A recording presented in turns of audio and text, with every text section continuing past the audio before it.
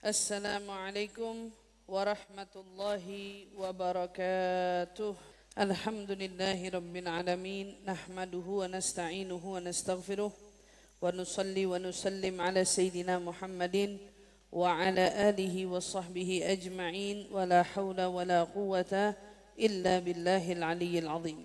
Subhanaka la ilma lana illa ma 'allamtana innaka antal alimul hakim. Rabbi zidna ilma warzuqna fahma amin ya rabbal alamin. Allahumma salli wa sallim ala sayyidina Muhammad al-fatih lima ughliq wal khatim lima sabaq nasiril haqqi bil haqq wal hadi ila siratikal mustaqim wa ala alihi wa sahbihi haqqa qadrihi wa miqdarihil azim.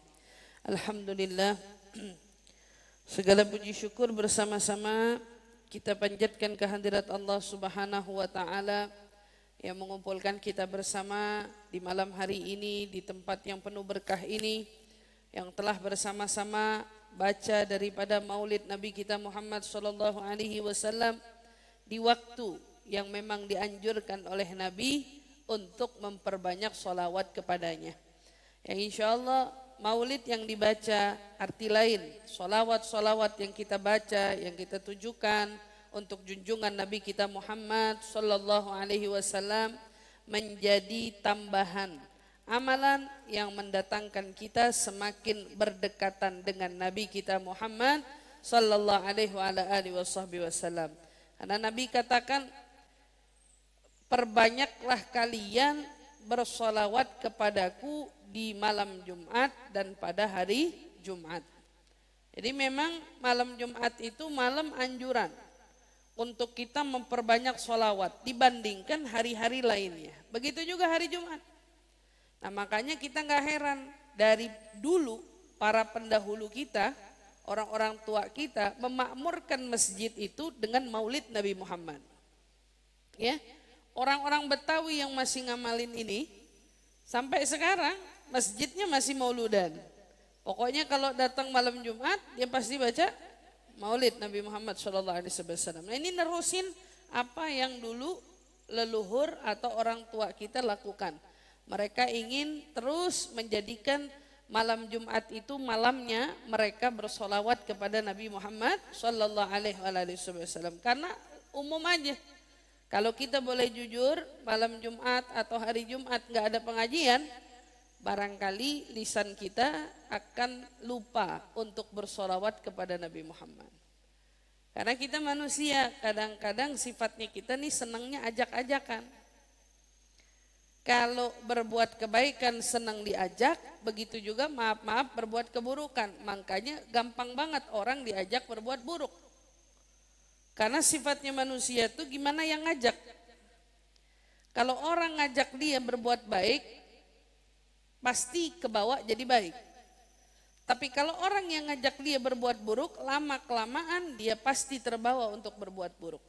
Itulah disebut dengan bagaimana kita bersahabat. Dengan siapa kita bersahabat? Karena sifatnya sahabat itu ngajak. Sahabat kalau lagi sedih ngajak kita sedih. Sahabat kalau lagi senang ngajak kita senang. Iya kan? Kalau temen aja biasa. Temen belum tentu apa yang dia lagi sedihkan kita ikut sedih, belum tentu.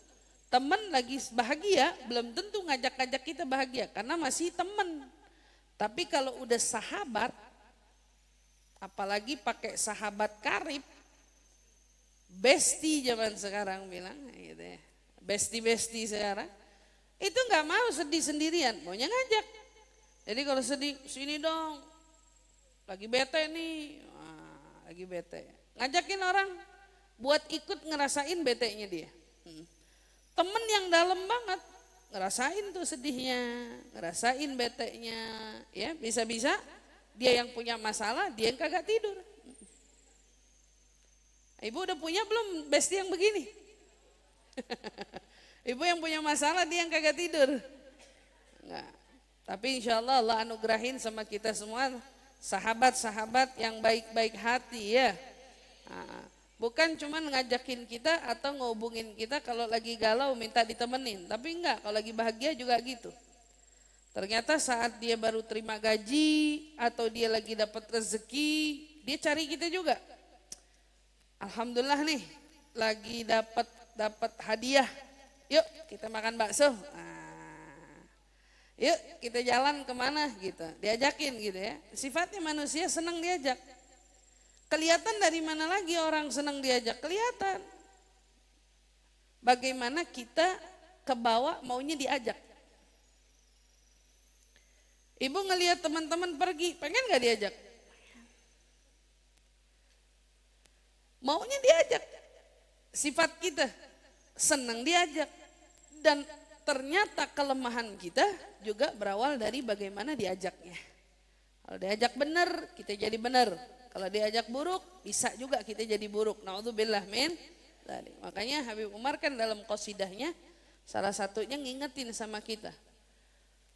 Musahabatur rijali dzawil wafa'i na'imul khuldi fi daril fana'i murafaqatul kirami ajallu ghanmin bidhid dunya wa fi daril bagai al-bagai. Musahabatur rijal, bersahabat membersamai ar-rijal. Ar-rijal di sini siapa? Orang-orang benar, orang-orang baik dari kaum solihin. Kadang kita mikir gini, kenapa kita kalau diajakin teman senang-senang yang sifatnya sementara, kita gampang, kita mau. Nah, kadang-kadang sifat kita begitu diajakin ngaji ke kebaikan, gak sepenuhnya kita mau. Masih menyesuaikan mood, menyesuaikan sikon dan kondisi, masih menyesuaikan mungkin gak mungkin. Padahal yang ngajak ke kebaikan. Jangankan teman, kadang ustazah aja pengumuman, ibu-ibu jangan lupa ya nanti datang ke pengajian ini. Kan yang ngajak ustazah gitu ya, yang ngajak ustazah. Tidak sepenuhnya yang diajak itu tergerak hatinya. Tapi diingetin, musahabatur rijal dzawil wafa. Jadi kalau kita bersahabat dengan ar-rijal, kelompok sahabat-sahabat yang kita jadikan sahabat ini siapa? Ar-rijal, kaum salihin yang baik-baik, yang punya sifat al-wafa. Wafa itu apa? Selalu menepati janji. Orang soleh gak pernah ingkar sama janji. Orang baik gak bakal ingkar sama janji. Tapi kita kadang-kadang suka bikin janji sama teman, gagal. Bikin rencana, gagal. Apalagi kadang-kadang yang paling nyedihin sudah bikin janji, batal. Ini alamatnya apa? Orang punya janji tapi diingkari, dilanggar. Itu apa namanya? Munafik. Teman kita janji mau datang, gak datang. Munafik. Janji mau bayar utang gak bayar utang, munafik. Iya kan?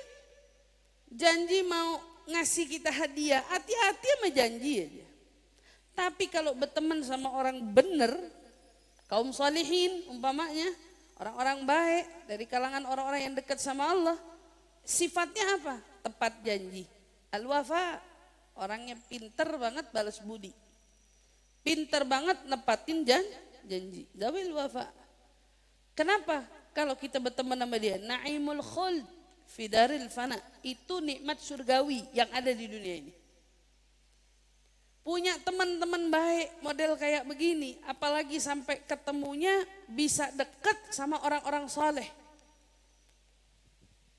Bisa dekat sama guru-guru. Bisa dekat ya, dengan orang-orang yang baik, orang alim, orang soleh, orang yang rajin ibadah. Itu disebut apa? Nikmat surgawi di dunia. Nikmat yang abadi di dunia. Naimul khuld fi daril fana. Itu nikmat paling abadi di mana? Di dunia. Karena sifatnya dunia ini semuanya fata morgana. Ya, dunia itu fata morgana. Kenapa dibilang fata morgana? Karena kalau dari jauh pengen banget kita dapat, begitu dapat kita biasa aja. Ternyata Jarak jauh lebih indah. Jarak jauh lebih meyakinkan daripada udah digenggam. Itu dunia. Nah, dibilang dunia fata morgana. Lagi ngelihat nikmatnya orang, liuran. Pengen banget kita punya tuh nikmat. Begitu nikmat itu ada di kita, lupa daratan. Lupa daratan. Jadi cuman dari jauh kayak ngebayangin, wah, orang sedang tersesat di tengah gurun Sahara. Dia kan ngebayanginnya ada oasis, ada air katanya, buat minum ya. Subhanallah. Tapi ternyata dunia itu ibaratnya seperti itu. Begitu kita makin kejar, makin dekat, ternyata bukan air yang kelihatan, pasir juga yang kelihatan. Kita sama dunia, kita kejar dari jauh silau. Kata kita air bisa bikin kita hilang dahaga. Air bisa bikin kita segar. Air, kata. Tapi begitu nyampe ternyata air yang kita kejar-kejar itu berubah. Terlihat di mata kita seperti hamparan pasir aja. Ada orang ngeliatin rumput tetangga lebih hijau daripada rumputnya sendiri. Bagi dia, nikmatnya orang lebih menggoda daripada nikmat yang dia punya. Orang lain punya, dia kepengen. Dia bilang enak, hidupnya si ini enak, hidupnya si itu enak. Terus dia nunjuknya hidup orang. Pada saat dia dikasih hidup orang, ternyata gak bikin dia merasa cukup, sehingga membuat dia turunin jarinya aja turun. Gak nunjuk lagi hidup orang lebih indah daripada hidupnya. Karena hakikatnya yang hari ini kamu lihat indah, mereka juga nunjuk ada yang lebih indah. Hari ini yang kita lihat paling punya, mereka ternyata nunjuk ada yang lebih punya. Dan seterusnya. Hadza dunia. Tapi ternyata sifat dunia yang sifatnya enggak abadi, ada yang sifatnya terasa begitu abadi. Naimul khuld fi daril fana. Murafagatul kiram ajallu ghunmin. Dekat bersahabat sama al-kiram, orang-orang yang baik, orang-orang dermawan, orang-orang yang saleh tadi, sahabat-sahabat yang luar biasa. Dekat sama mereka ajallu ghunmin. Itu pencapaian yang sangat menguntungkan. Luar biasa. Kamu nih kalau punya apa-apa segalanya, tapi ternyata gak ada orang mau berteman sama kita, apa rasanya? Orang yang begitu sombong, ngerasa dirinya hidup gak butuh teman, gak butuh sahabat, ya. Orang-orang sombong, kira-kira nanti kalau wafat gimana? Siapa yang mau ngangkat keranda dia? Siapa yang mau nguburin dia? Kan jadi orang jangan sombong-sombong. Karena kita mati aja masih butuh orang. Kita wafat masih butuh digaliin kubur sama orang. Kita wafat masih butuh diangkatin jenazahnya sama orang. Kita wafat masih butuh dikafanin sama orang. Gimana mau jadi orang sombong? Gimana? Jadi nikmat punya orang-orang baik di sekitar kita. Orang-orang benar, orang-orang yang luar biasa. Ajallu ghunmin. Nikmat yang luar biasa itu disebut dengan pencapaian yang paling menguntungkan. Bidid dunia wa fi daril baga. Di dunia ini keuntungan yang kita dapat, terutama keuntungan di akhirat jauh lebih kita dapat. Lihat Allah katakan di dalam Al-Quran, nanti ada teman-teman yang terasa bestie di dunia, tapi ternyata karena dia tidak menjalin hubungan didasari dengan kebaikan, tidak menjalin hubungan didasari karena Allah dan Rasulnya, nanti di akhirat jadi siapa? Musuh. Al-akhilla yawma idzin ba'duhum li ba'din adu, kata Allah. Nanti si besti-besti yang pura-pura ini di akhirat nanti jadi siapa? Jadi musuh. Kenapa dia dibilang jadi musuh? Karena dia saling tuntut. Gara-gara kamu dulu saya di dunia begini, gara-gara kamu dulu saya di dunia jadi begini, gara-gara kamu, mereka saling tuntut, akhirnya jadi musuhan. Tapi kalau kita punya teman yang baik akan bersaksi kebaikan atas kita. Contoh, kita duduk hari ini pengajian. Yang hadir berapa orang di sini? Banyak. Saat kita saling kenal, kita akan diadili sama Allah dengan waktu kita hari ini. Kita akan ditanya sama Allah, kemana waktu kita saat ini? Oh, kita akan bilang, kita kajian, duduk pengajian, baca maulid dan seterusnya. Maka Allah akan butuh kesaksian. Siapa yang bersaksi dengan kehadiran kita? Siapa yang nguatin hadirnya kita? Orang-orang yang hadir hari ini. Allah akan tanya lagi teman sebelah kita, benar nggak nih orang datang? Naam ya Rab, ini asyhadu, saya saksiin teman saya yang satu ini kemarin hadir bersama dengan saya di sini. Nikmat. Nanti bilang punya teman baik atau sahabat baik itu bisa bikin kita apa? Beruntung di dunia, terutama sampai membawa kita beruntung di akhirat. Maka jaga yang udah pada punya sahabat-sahabat baik, yang sudah pada punya orang-orang baik di sekitarannya, jaga, pelihara, dan buat kita yang duduk bersama orang-orang baik itu terkontaminasi berubah menjadi orang baik.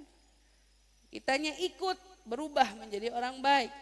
Namun ya Allah, jika ternyata sampai hari ini kita masih dikelilingi oleh orang-orang yang tidak baik, maka dengan keagungan-Mu, dengan kemuliaan Rasul-Mu, tolong jauhi kami dari lingkungan orang-orang yang tidak baik. Buang kami ya Allah, jangan dekatkan kami dengan mereka ya Allah, buat kami jauh dari mereka ya Allah, ya, dan berikan mereka taufik hidayah-Mu ya Allah, sehingga mereka bukan menjadi teman buruk, tetapi insya Allah berubah menjadi teman-teman yang baik insya Allah. Maka dimulai dari siapa? Dari diri kita sendiri. Kita mulai dari diri kita sendiri untuk tidak menjadi teman yang salah bagi orang lain.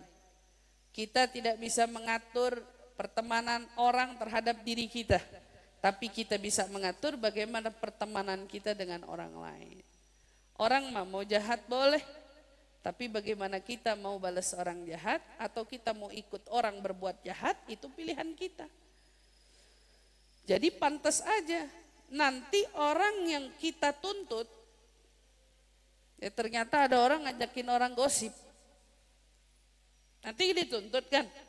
Gara-gara dia ya Allah saya jadi gosip. Dijawab sama yang kamu tuntut. Lah, kamu kan punya otak. Saya yang gosip ngapa nimbrung? Mau jawab apa Ibu? Kalau dijawabin kayak gitu. Lah, kamu kan dikasih otak juga sama Allah, dikasih akal. Kenapa kamu ngikutin saya? Wah, ini perseteruan sengit. Saling tuntut menuntut, saling menyalahkan, naudzubillah min dzalik, dan ini yang paling ditakutin. Makanya kalau mau cari teman duduk yang baik. Mudah-mudahan Allah jaga kita semua, insyaallah, amin ya rabbal alamin. Baik, kita mau lanjut daripada kitab Al-Miftahus Sarair wa Kanzud Dakhair, maka sama-sama kita awali majlis kita dengan doa ta'lim. Bismillahirrahmanirrahim. Nawaitu ta'allum wa ta'lim wa nafa' wal intifa' wal mudhakarah wa tadhkir wal ifada wal istifada wal hitha ala tamassuk bi kitabillah wa sunnati rasulillah sallallahu alaihi wasallam wa du'a ila al-huda wa dilalata ala al-khair ibtigha'a mardati wa qurbih wa thawabih wa husnul khatimah ma'al lutfi wal afiyah wa salahil aqibah bi rahmatika ya arhamar rahimin. Amin amin ya rabbal alamin. Allahumma inna nas'aluka ilman ladunni wal mashrab safi al hani ya wahhab ya ghani. Allahumma inna nas'aluka ilman ladunni wal mashrab safi al hani ya wahhab ya ghani. Allahumma inna nas'aluka ilman ladunni wal mashrab safi al hani ya wahhab ya ghani. Alhamdulillah. Kita lanjut.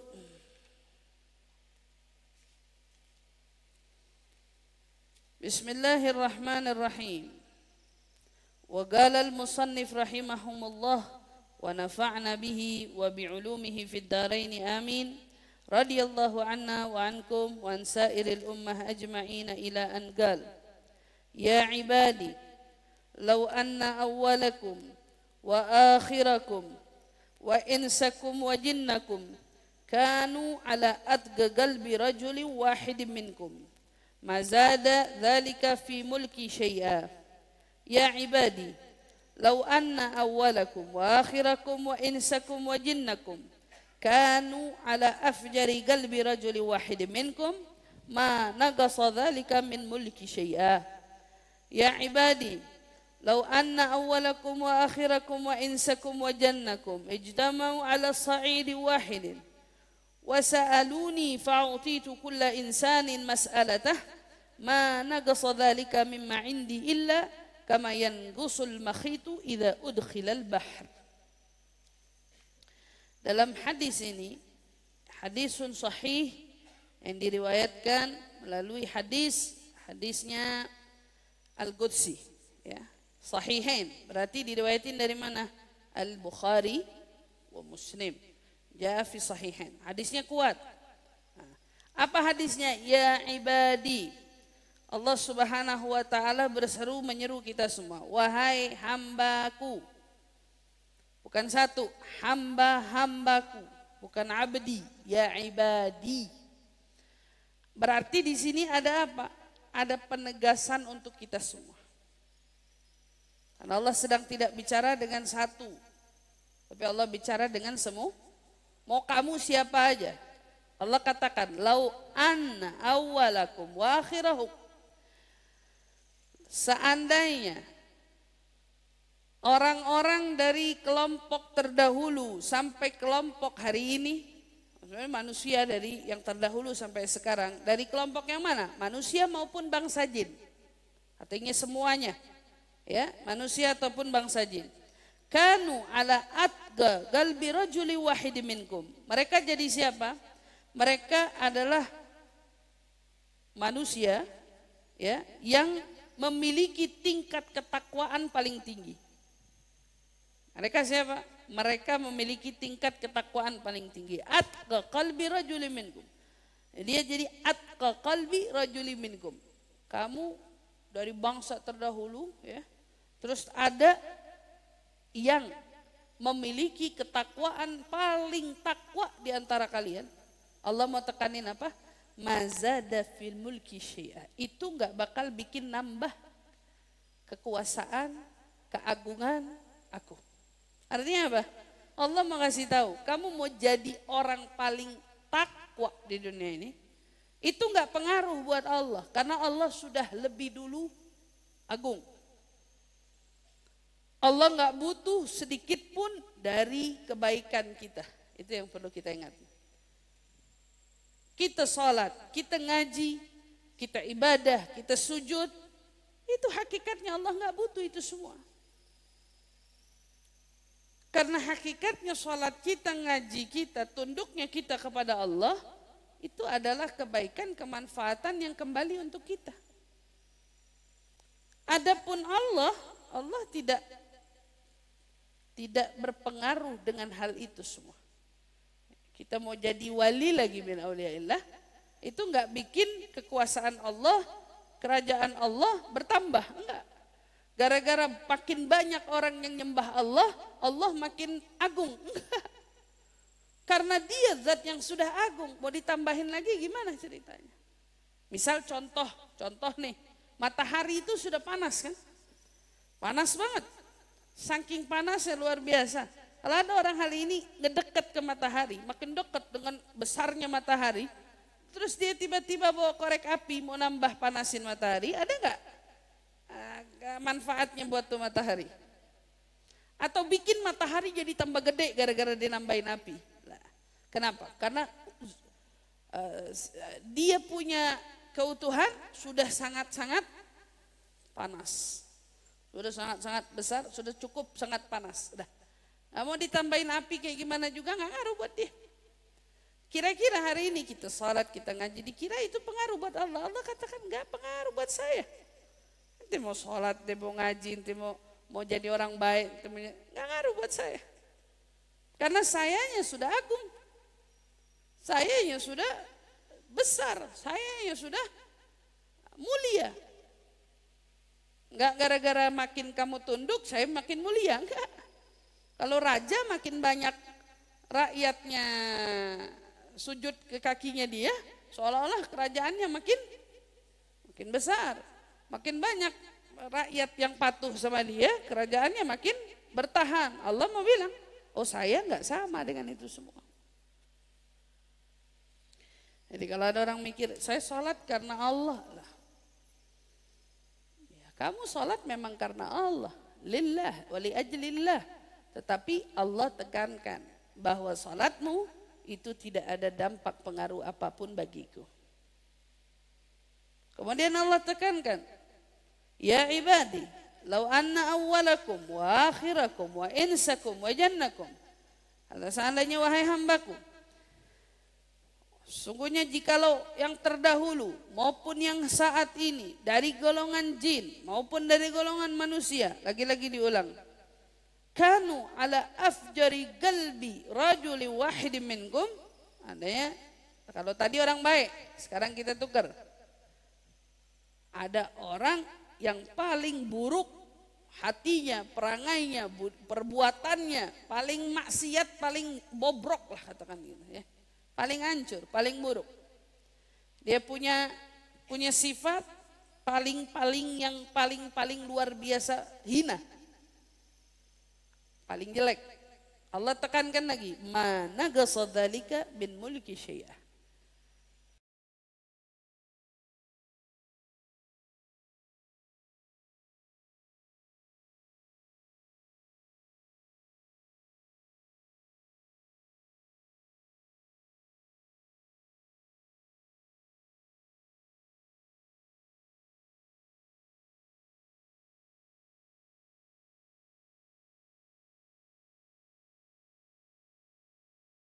Hina Allah, hina Rasulullah.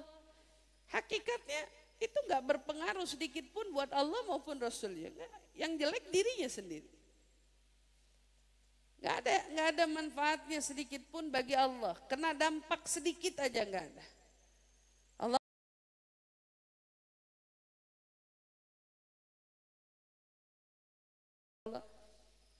kamu jadi apa? Jadi orang yang paling pengis, paling buruk, paling perangainya paling nggak bener, katanya gitu. Itu nggak ngaruh buat saya, kata Allah. Silahkan, Allah nggak pengaruh. Berarti kalau seandainya kita lihat hari ini, ada orang berbuat maksiat, contoh dia minum minuman keras, dia mabok, dia minum minuman keras, keluar. Kalau kita sekeliling kita ada orang yang minum minuman keras, kalau dia anak kita, kerabat kita, ya, kita dirugikan nggak dengan perbuatan dia? Segitunya masih kita dirugikan nggak? Biasanya mungkin kalaupun dirugikan orang tua yang diporotin sama anaknya. Bagi duit, kerugiannya mungkin dari sisi harta. Tapi yang pecandu narkoba, yang pecandu minum minuman keras, seumpamanya mereka terdampak satu penyakit, apa ada kerugian yang dirasa oleh tubuh orang lain atas perbuatan dia? Jangankan Allah. Jangankan Allah. Kita sendiri aja ada orang berbuat fajir, berbuat keburukan, apa itu berdampak pada kita? Kita nggak ngerasain apa-apa. Tapi mungkin ada yang ngerasain apa-apa. Ya, misal contohnya orang tua anaknya narkoba, orang tuanya yang akhirnya sakit, masuk rumah sakit gitu ya, manusia. Tapi Allah mau tekenin, kamu mau jadi manusia serusak apapun juga, mazada, mana gasa, dzalika min mulki syai'ah. Itu enggak ngurangin sedikit pun kekuasaan saya. Enggak. Itu pilihanmu. Itu kamu yang lakuin, itu pilihanmu. Enggak ada pengaruhnya buat saya. Subhanallah.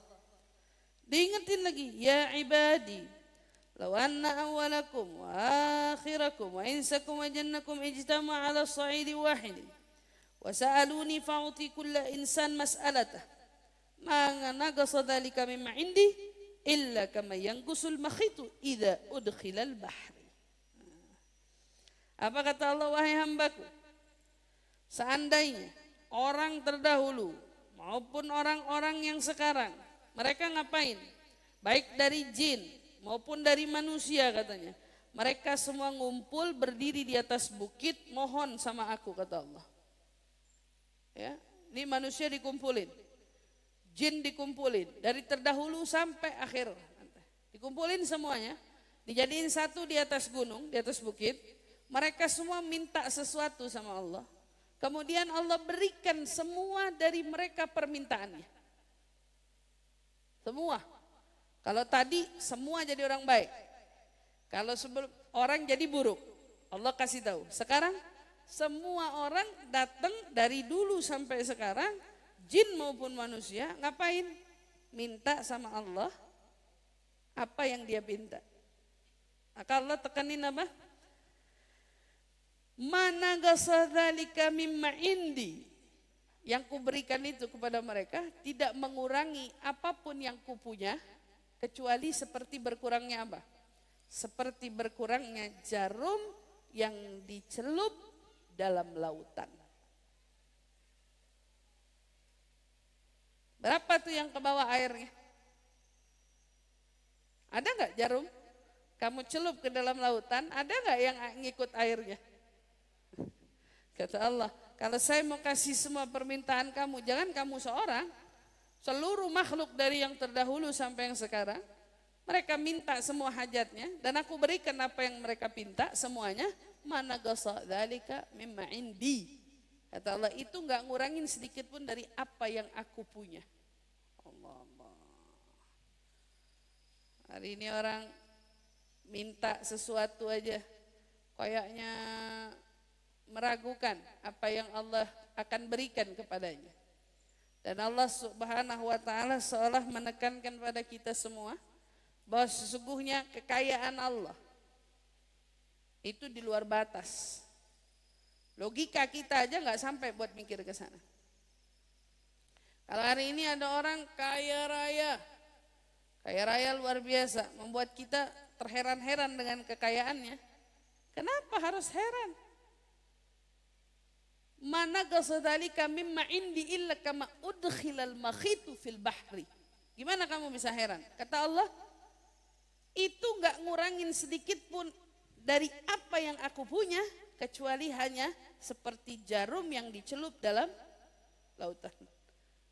Bagaimana bisa kamu kagum dengan apa yang mereka punya? Mestinya kita kagum dengan apa yang Allah punya. Terbalik kan? Kita kagum dengan yang orang punya, hebat, rumahnya besar, mobilnya bagus-bagus, hartanya banyak, perabotannya luar biasa. Kenapa kagum sama sesuatu yang Allah kasih ibaratnya seperti jarum yang dicelup? Kenapa kita nggak mikir gimana yang ngasih? Gimana zat yang maha punya? Gimana zat yang maha memberi? Karena ternyata pemberiannya begitu tidak mengurangi apa yang dia punya. Maka ibu-ibu kalau mau minta sama Allah, minta apa aja yang kita mau. Dan jangan pernah merasa kita orang susah, karena kita hambanya zat yang maha kaya. Gimana kita mau jadi orang miskin? Dan kenapa kita harus ngerasa miskin? Kalau kita punya Tuhan yang maha kaya. Maka yang harus dibuang ini jiwa miskin. Gak boleh ada jiwa miskin terhadap hambanya Allah yang punya nama Al-Ghani, yang punya nama yang maha kaya. Saya sudah bangkrut, habis-habisan, gak punya apa-apa. Uang boleh habis, rumahmu boleh kecil, ya, bajumu boleh satu, tapi bukan berarti kamu miskin. Ya, gimana? Mau ngerasa diri kita miskin? Malu sama anaknya orang kaya. Anaknya orang kaya punya apa? Cuman punya nama, anak orang kaya.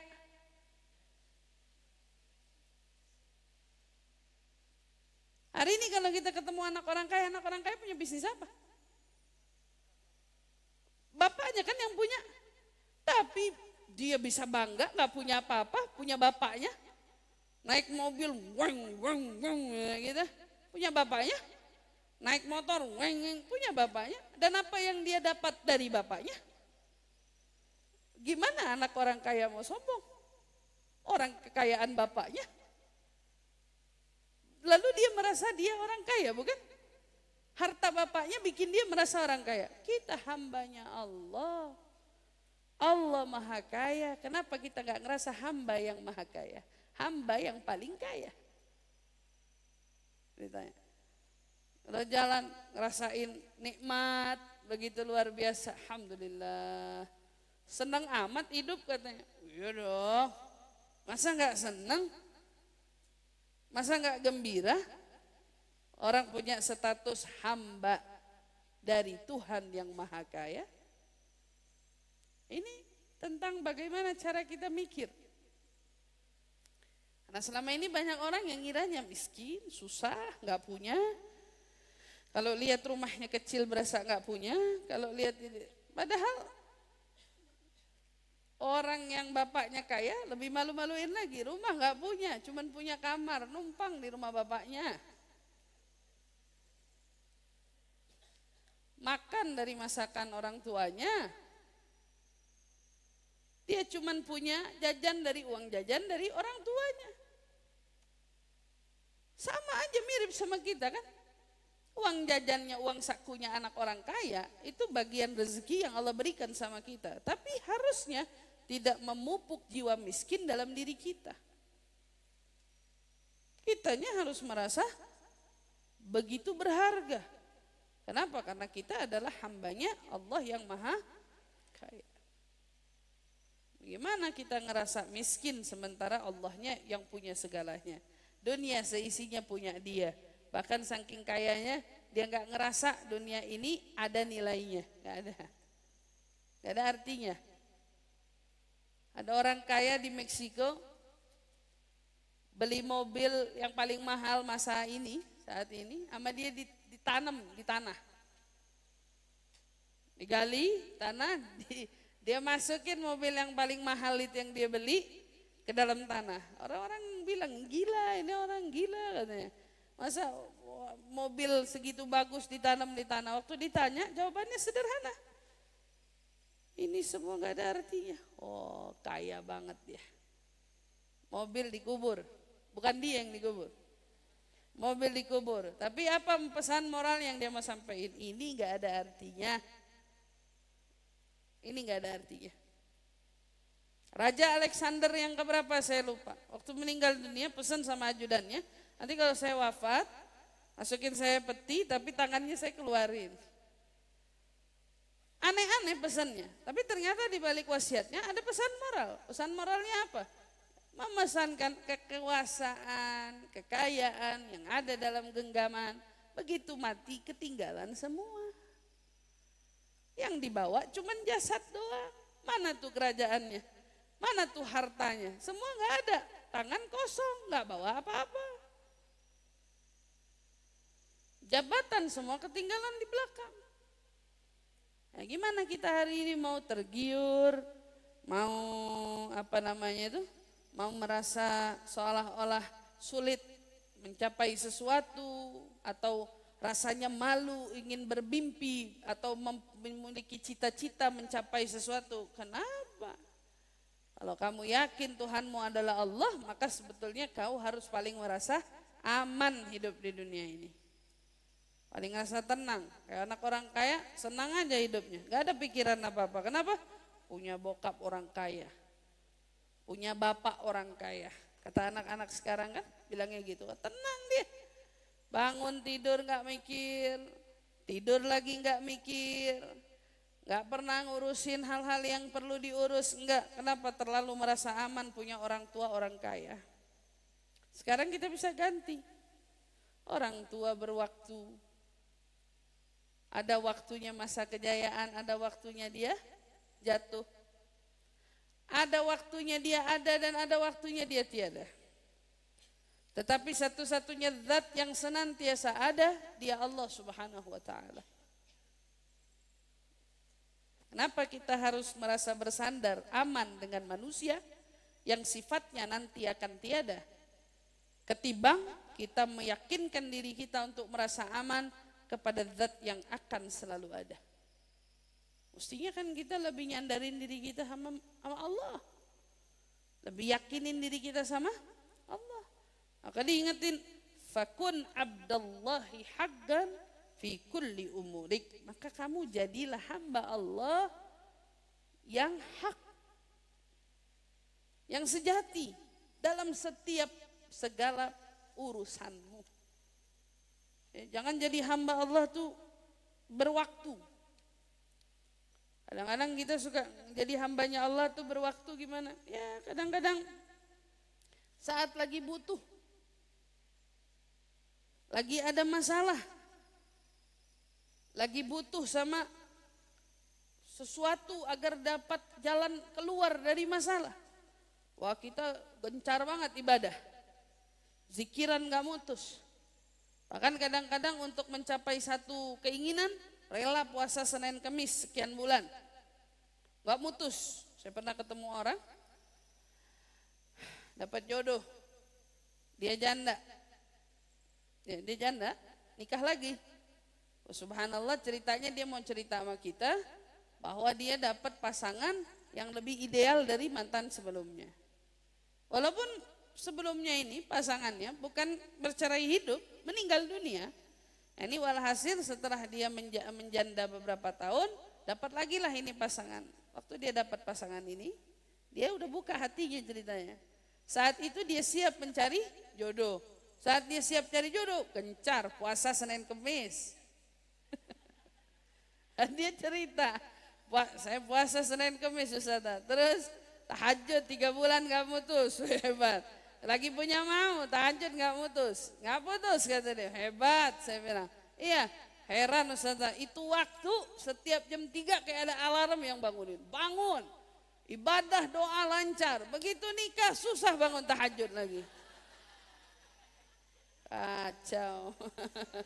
Puasa berat kata dia bilang, puasa berat. Coba ibu bayangin, kadang-kadang orang ibadah berwaktu, lagi punya hajat getol, lagi punya mau getol. Begitu dia udah dapetin yang dia mau, kendor. Ibadahnya kendor, nah kita nggak boleh jadi hamba yang kayak gitu. Atas apa yang dipesankan oleh Sayyidina Syekh Abu Bakar bin Salim, fakun abdallahi haqqan fi kulli umurik. Jadilah kamu hamba Allah yang sejati. Hamba sejati itu nggak cuma datang di saat butuh. Di setiap waktu kita menjadikan Allah sebagai sandaran kita yang paling kita butuh. Kalau kita hari ini naik, ibu-ibu naik Grab, ya, ibu nggak kenal orangnya. Ibu percaya ibu sampai ke tujuan. Apa yang bikin ibu yakin? Kenal enggak? Siapa-siapa bukan? Tapi tibang duduk, bahkan enggak ngomong apa-apa lagi. Ibaratnya ibu mau dibawa jauh, ngilang, bisa. Tapi kenapa ibu begitu percaya? Enggak perlu lagi mastiin ke sini kan bang? Enggak. Ibu naik taksi, umpamanya, ya, naik taksi, naik Grab taksi, ibu duduk. Paling cuma disapa mas supir taksi, selamat siang bu, siang. Ibu duduk, kadang-kadang pakai tidur lagi. Apa dibangunin bu, udah nyampe. Percaya, kita punya rasa percaya tinggi. Padahal ini yang nyetir kita nggak kenal. Lebih lagi, kita naik kapal laut, taruh deh kalau naik motor kita tahu jalan. Taruh deh kalau naik mobil tahu jalan. Tapi kalau lagi naik kapal, ibu tahu jalan? Ibu tahu jalan nggak kalau lagi naik kapal? Bisa nggak baca jalan laut? Kita bisa duduk di atas perahu atau kita duduk di atas kapal laut. Kita diam aja. Terombang ambing di bawah, ibaratnya dia muter jauhan dikit kemana, kita tahu apa? Tapi kita percaya kalau dia bisa sampaikan kita ke tempat yang kita tuju, bukan? Ngapain? Oke, lebih naik lagi. Ibu naik pesawat. Ada yang bisa baca treknya langit? Pesawat muterin kita kemana? Lihat muka pilotnya juga kagak. Pilotnya ibu nggak lihat. Ibu bisa duduk, cuman ketemu sama pramugari. ngajarin kita kalau ada keadaan darurat begini, kita duduk. Ada yang belum terbang udah tidur. Iya kan? Siapa yang nyetir siapa? Ibu kenal apa enggak? Ibu enggak kenal kok, ibu bisa percaya dia bakal nganterin ibu ke Surabaya. Kalau dia tuh bawa ibu ke Makassar bisa aja. Tapi kita begitu tenang, begitu percaya, yakin kalau kita bakal sampai tujuan seperti yang dia bawa. Udah gitu aja, modalnya yakin. Lah kalau kita bisa percaya sama supir Gojek, kita percaya supir taksi, kita percaya siapa itu yang bawa kapal laut, nahkoda, kita bisa percaya sama pilot. Kenapa kita gak bisa percaya sama Allah? Kenapa kita gak percaya sama Allah? Dia yang hidupin kita, dia yang nafkahin kita, dia yang beri rezeki kita, dia yang menjamin kehidupan kita. Di setiap masalah selalu ada jalan keluar darinya. Dan setiap ujian akan ada selalu ganjaran darinya. Kenapa kita nggak percaya? Ganti. Kita harus tanamin kepercayaan kita sama Allah. Dengan apa? Fakun abdallahi haqqan fi kulli umurik. Maka jadilah hamba Allah sejati dalam setiap urusan kita. Mudah-mudahan Allah selalu tuntun kita, bimbing kita untuk kita selalu bisa menjadi hamba Allah yang sejati. Insyaallah amin amin ya rabbal alamin.